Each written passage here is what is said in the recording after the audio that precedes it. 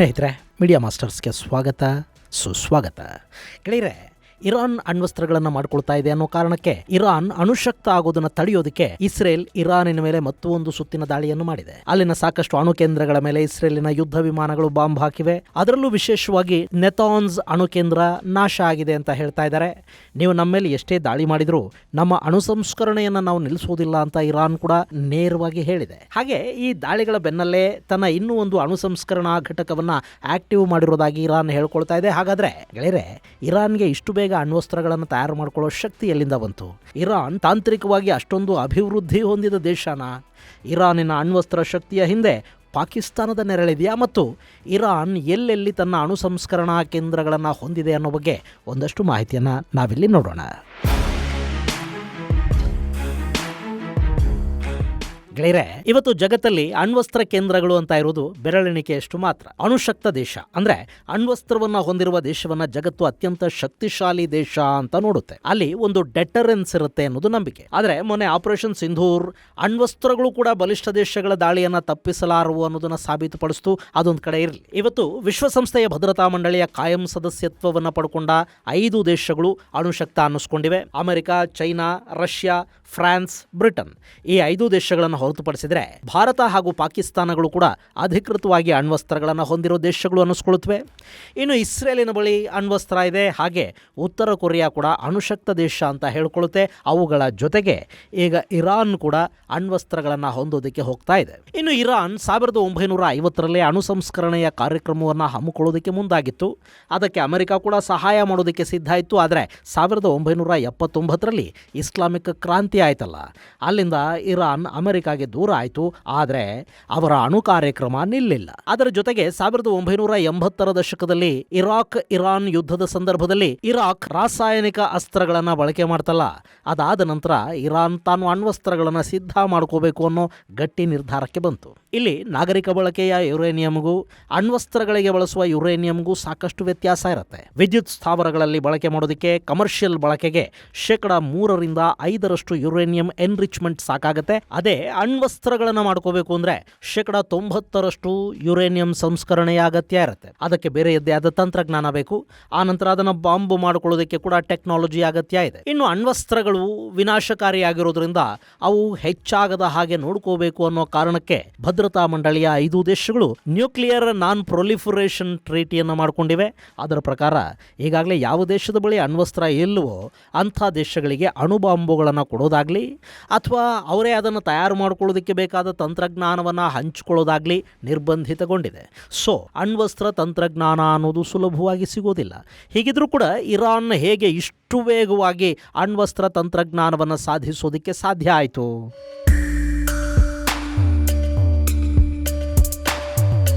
ಗೆಳೆಯರೆ, ಈ ಪ್ರಶ್ನೆಗೆ ನಮಗೆ ಉತ್ತರ ಸಿಗೋದು ಪಾಕಿಸ್ತಾನದಲ್ಲಿ. ಇಲ್ಲಿ ಪಾಕಿಸ್ತಾನದ ಅಣುಪಿತಾಮಹ ಅಂತ ಕರೆಸ್ಕೊಳ್ತಾ ಇದ್ದ AQ ಖಾನ್ ಇರಾನಿಗೆ ಹಾಗೂ ಉತ್ತರ ಕೊರಿಯಾಗೆ ಮತ್ತು ಲಿಬಿಯಾಗೆ ಕೂಡ ಅಣುತಂತ್ರಜ್ಞಾನವನ್ನು ಮಾರಾಟ ಮಾಡಿದ್ದ ಅನ್ನೋದನ್ನ ಇಂಟರ್ನ್ಯಾಷನಲ್ ಅಟೋಮಿಕ್ ಎನರ್ಜಿ ಏಜೆನ್ಸಿ ತನ್ನ 2004ರ ವರದಿಯಲ್ಲಿ ತಿಳಿಸುತ್ತೆ. ಅದಕ್ಕೆ ಸರಿಯಾಗಿ ಇರಾನ್ನಲ್ಲಿ ಸಿಕ್ಕ ಸೆಂಟ್ರಿಫ್ಯೂಸ್ ವಿನ್ಯಾಸಗಳು ಇರಾನಿನ ಅಣು ಕಾರ್ಯಕ್ರಮವನ್ನು ಪಾಕಿಸ್ತಾನದ ಜೊತೆಗೆ ತಳುಕು ಹಾಕ್ತಾ ಇವೆ. ಗೆಳೆಯರೆ, ಈ ಸೆಂಟ್ರಿಫ್ಯೂಸ್ ಅನ್ನೋದು ಯುರೇನಿಯಂ ಸಂಸ್ಕರಣೆಗೆ ಬಳಕೆಯಾಗುವ ಸಾಧನ. ಇದನ್ನು ಪಾಕಿಸ್ತಾನದ ಅಣುಪಿತಾಮಹ AQ ಖಾನ್ ಇರಾನ್ಗೆ ಕೊಟ್ಟ ಅಂತ IAEA ತನ್ನ ವರದಿಯಲ್ಲಿ ಹೇಳಿದೆ. ಇರಾನಿನ ಸೆಂಟ್ರಿಫ್ಯೂಸ್ ಡಿಸೈನ್ ಪಾಕಿಸ್ತಾನದ P1 ಸೆಂಟ್ರಿಫ್ಯೂಸ್ ಡಿಸೈನ್ ಅನ್ನು ಹೋಲ್ತಾ ಇದೆ.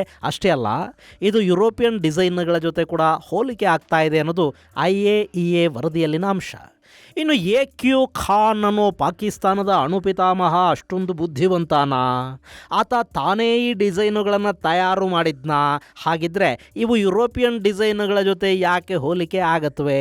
ಗೆಳೆಯರೆ, ಈ ಪಾಕಿಗಳು ಕಳ್ರೆ.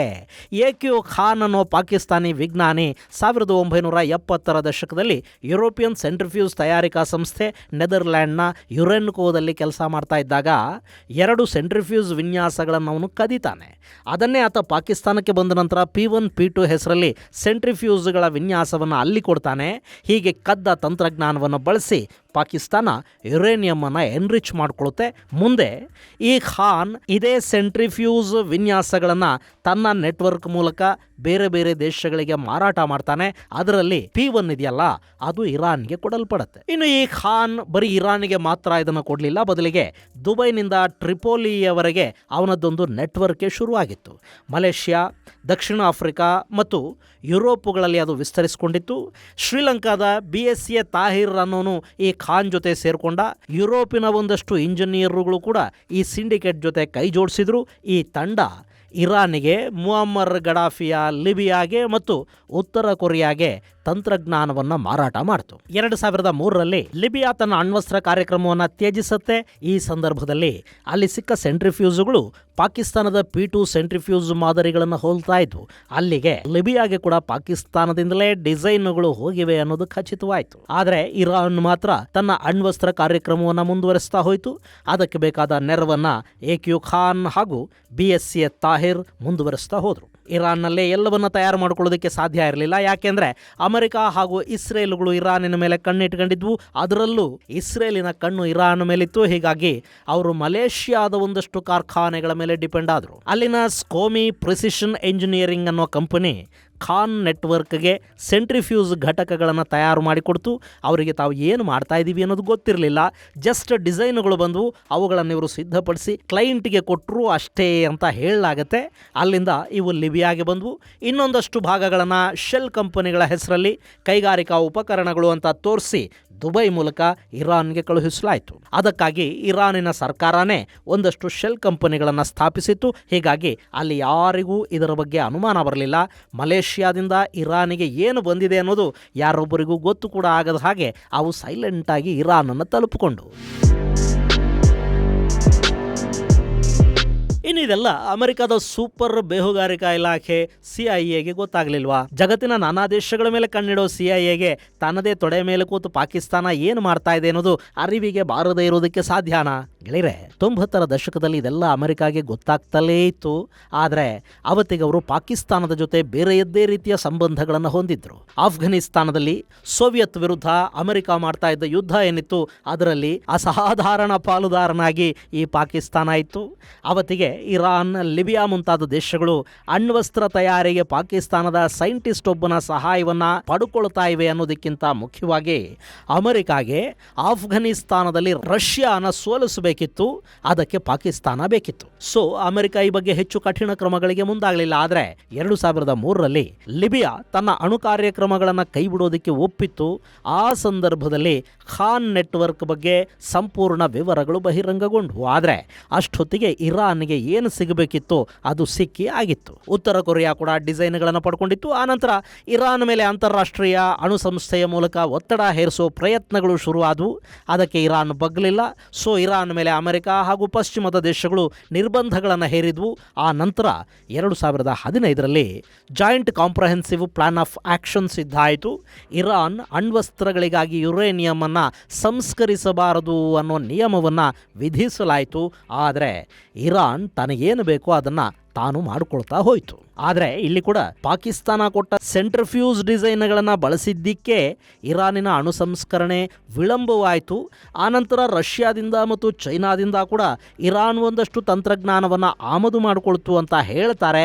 ಆದರೆ ನೆತಾನ್ಸ್ನಲ್ಲಿನ ಅಣು ಸಂಸ್ಕರಣಾ ಘಟಕದ ಸೆಂಟ್ರಿಫ್ಯೂಸ್ ಪಾಕಿಸ್ತಾನದ P1 ಸೆಂಟ್ರಿಫ್ಯೂಸ್ನದ್ದೇ ಮಾದರಿ ಅಂತ IAEA ವರದಿ ಹೇಳ್ತಾ ಇದೆ. ಇನ್ನು ಈ ತಂತ್ರಜ್ಞಾನವನ್ನು ಕೊಟ್ಟನಲ್ಲ ಪಾಕಿಸ್ತಾನದ ಅಣು ಪಿತಾಮಹ, ಅವನು ಏನಾದ? ಗೆಳೆಯರೆ, IAEA ವರದಿ ಬರುವವರೆಗೆ ಅವನು ಪಾಕಿಸ್ತಾನದ ಅಣು ಪಿತಾಮಹನಾಗಿ ಚಲಾವಣೆ ಆಗ್ತಾ ಇದ್ದ.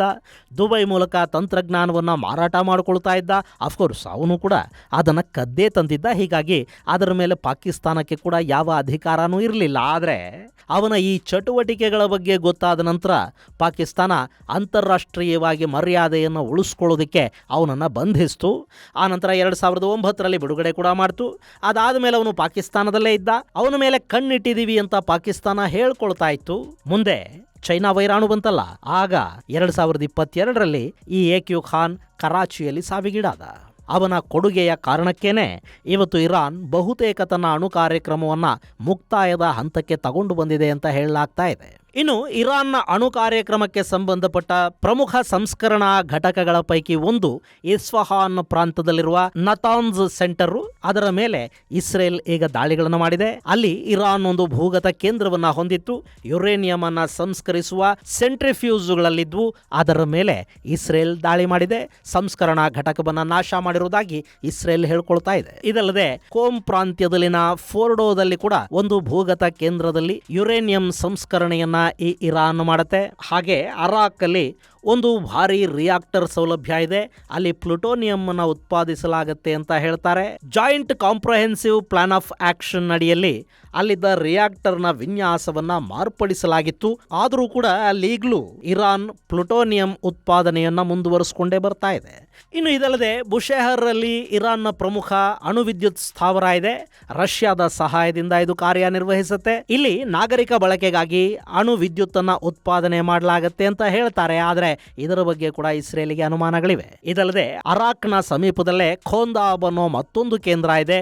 ಅಲ್ಲಿ ಕೂಡ ಯುರೇನಿಯಂ ಸಂಸ್ಕರಣೆ ನಡೆಯುತ್ತೆ. ಇದರ ಜೊತೆಗೆ ಖೊರಾಮಾಬಾದ್ ಅಲ್ಲಿ ಕೂಡ ಒಂದು ಅಣು ಕೇಂದ್ರವನ್ನ ಇರಾನ್ ಹೊಂದಿದೆ ಅಂತ ಹೇಳ್ತಾರೆ. ಆದ್ರೆ ಅದರ ಬಗ್ಗೆ ಮಾಹಿತಿಗಳು ತುಂಬಾ ಕಡಿಮೆ ಇವೆ. ಈ ಕಾರಣಕ್ಕೆ ಇಸ್ರೇಲ್ ಆ ಕೇಂದ್ರದ ಬಗ್ಗೆ ಕೂಡ ಹೆಚ್ಚು ಗಮನವನ್ನ ಹರಿಸ್ತಾ ಇದೆ. ಇನ್ನು ಇಸ್ಫಹಾನ್ ಇದೆಯಲ್ಲ, ಇಲ್ಲಿ ಯುರೇನಿಯಂ ಕನ್ವರ್ಷನ್ ಫೆಸಿಲಿಟಿ ಇದೆ ಅಂತ ಹೇಳ್ತಾರೆ. ಈ ಯುರೇನಿಯಂ ಕನ್ವರ್ಷನ್ ಫೆಸಿಲಿಟಿ ಅಂದ್ರೆ ಯುರೇನಿಯಂ ಅನ್ನ ಒರಿಜಿನಲ್ ರೂಪದಿಂದ ಸಂಸ್ಕರಣೆಗೆ ಸಿದ್ಧಪಡಿಸುವ ರಾಸಾಯನಿಕ ಪ್ರಕ್ರಿಯೆಗಳನ್ನು ನಡೆಸುವ ಕೇಂದ್ರ. ಅದು ಇಸ್ಫಹಾನ್ನಲ್ಲಿದೆ. ಅದರ ಮೇಲೆ ಕೂಡ ಇಸ್ರೇಲ್ ಈಗ ದಾಳಿಯನ್ನು ಮಾಡಿದೆ. ಗೆಳೆಯರೆ, ಇಲ್ಲಿ UCF ಅಂದ್ರೆ ಯುರೇನಿಯಂ ಕನ್ವರ್ಷನ್ ಫೆಸಿಲಿಟಿ ಇದೆಯಲ್ಲ, ಇದನ್ನೇ ನಾಶ ಮಾಡಿಬಿಟ್ರೆ ಸಂಸ್ಕರಣಾ ಘಟಕಗಳಿಗೆ ಸಂಸ್ಕರಣೆಗೆ ಯುರೇನಿಯಂ ಅನ್ನು ಕಳುಹಿಸಿಕೊಡುವುದಕ್ಕೆ ಸಾಧ್ಯ ಆಗೋದಿಲ್ಲ. ಹೀಗಾಗಿ ಇದು ಯಾವುದೇ ಅಣು ಕಾರ್ಯಕ್ರಮದ ಮೂಲ ಕೇಂದ್ರ ಅನ್ನಿಸ್ಕೊಳ್ಳುತ್ತೆ. ಅದನ್ನೇ ಈಗ ಇಸ್ರೇಲ್ ಹೊಡೆದು ಹಾಕುವ ಮೂಲಕ ಇರಾನಿನ ಬಹುದೊಡ್ಡ ಶಕ್ತಿಯೊಂದನ್ನು ಕಳೆದ ಹಾಗಾಗಿದೆ. ಇನ್ನು ನೆತಾನ್ಸ್ ಮೇಲಂತೂ ಒಂದರ ಹಿಂದೊಂದರಂತೆ ದಾಳಿಗಳನ್ನು ಇಸ್ರೇಲ್ ಮಾಡಿದೆ. ಇಲ್ಲಿ ಹೇಗಾದರೂ ಮಾಡಿ ಇರಾನಿನ ಅಣು ಕಾರ್ಯಕ್ರಮವನ್ನು ನಿಲ್ಲಿಸಬೇಕು ಅಂತ ಇಸ್ರೇಲ್ ಬಯಸುತ್ತೆ. ಆದರೆ ಅಣ್ವಸ್ತ್ರಗಳನ್ನು ಪಡ್ಕೊಳ್ಳೋ ಮೂಲಕ ಶಕ್ತಿಶಾಲಿ ಆಗಬೇಕು ಅಂತ ಇರಾನ್ ಬಯಸ್ತಾ ಇದೆ. ಇಲ್ಲಿ ದಾಳಿಗಳ ಮೂಲಕ ಅಣು ಕೇಂದ್ರಗಳನ್ನು ನಾಶ ಮಾಡುವ ಮೂಲಕ ಇರಾನಿನ ಅಣು ಕಾರ್ಯಕ್ರಮವನ್ನು ನಿಲ್ಲಿಸೋದಕ್ಕೆ ಸಾಧ್ಯ ಆಗೋದಿಲ್ಲ. ಅದು ಸಾಧ್ಯ ಆಗೋ ಹಾಗಿದ್ದಿದ್ರೆ ಇಷ್ಟೊತ್ತಿಗೆ ಇಸ್ರೇಲ್ ಮಾಡಿದ ಸಾಕಷ್ಟು ದಾಳಿಗಳು ಇರಾನಿನ ಅಣು ಕಾರ್ಯಕ್ರಮದ ಕನಸನ್ನೇ ಕಮರು ಹಾಗೆ ಮಾಡಬೇಕಾಗಿತ್ತು. ಆದರೆ ಇವತ್ತಿಗೂ ಕೂಡ ಇರಾನ್ ಅಲ್ಲಿ ಅಣು ಸಂಸ್ಕರಣೆಯನ್ನ, ಅಣುಬಾಂಬ್ ತಯಾರಿಯ ಪ್ರಯತ್ನಗಳನ್ನ ಮುಂದುವರಿಸುತ್ತಲೇ ಬರ್ತಾ ಇದೆ. ಹೀಗಾಗಿ ಇರಾನ್ ಅಣ್ವಸ್ತ್ರಗಳಿಂದ ದೂರ ಆಗಬೇಕು ಅಂದ್ರೆ ಅಲ್ಲಿನ ಆಡಳಿತ ಬದಲಾಗಬೇಕು. ಮುಲ್ಲಾಗಳ ಆಡಳಿತದಿಂದ ಅದು ಪ್ರಜಾಪ್ರಭುತ್ವದ ಕಡೆಗೆ ಬರಬೇಕು. ಇರಾನ್ನಲ್ಲಿ ಖಮೇನಿಯ ಆಡಳಿತ ಅಂತ್ಯಗೊಳ್ಳಬೇಕು. ಈಗ ಇಸ್ರೇಲ್ ಇರಾನಿನ ಆಡಳಿತ ಬದಲಾವಣೆಯನ್ನ ಗುರಿಯಾಗಿಸಿಕೊಂಡು ದಾಳಿ ಮಾಡ್ತಾ ಇದೆ. ಹೀಗಾಗಿ ಈ ದಾಳಿಗಳು ಸದ್ಯಕ್ಕೆ ನಿಲ್ಲುವ ಲಕ್ಷಣಗಳು ಕಾಣ್ತಾ ಇಲ್ಲ. ಆದರೆ ಅಮೆರಿಕ ಎಷ್ಟರ ಮಟ್ಟಿಗೆ ಈ ದಾಳಿಗಳಿಗೆ ಬೆಂಬಲವಾಗಿ ನಿಲ್ಲುತ್ತೆ ಅನ್ನೋದು ಸದ್ಯಕ್ಕೆ ಜಗತ್ತಿನ ಮುಂದಿರುವ ಪ್ರಶ್ನೆ. ಇದು ಗೆಳೆಯರೆ, ಇರಾನ್ ಹಾಗೂ ಇಸ್ರೇಲ್ ಸಂಘರ್ಷ ಮತ್ತು ಇರಾನಿಗೆ ಅಣುತಂತ್ರಜ್ಞಾನ ಸಿಕ್ಕ ಬಗೆಯ ಕುರಿತಾದ ಒಂದಷ್ಟು ಮಾಹಿತಿ. ಮುಂದಿನ ಸಂಚಿಕೆಯಲ್ಲಿ ಮತ್ತಷ್ಟು ವಿಶೇಷಗಳ ಜೊತೆ ಮತ್ತೆ ಭೇಟಿಯಾಗೋಣ. ಅಲ್ಲಿವರೆಗೆ ಜೈ ಹಿಂದ್, ಜೈ ಕರ್ನಾಟಕ.